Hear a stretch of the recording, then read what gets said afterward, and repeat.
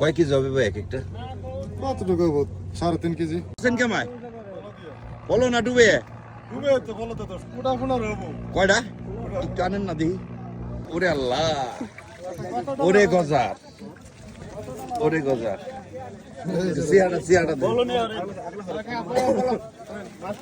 গজারের খনি কতটুকু?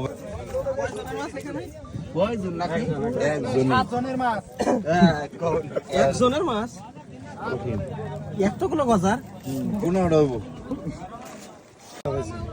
কয় কেজি হবে ভাই এক একটা? কতটুকু হবো? 3.5 কেজি।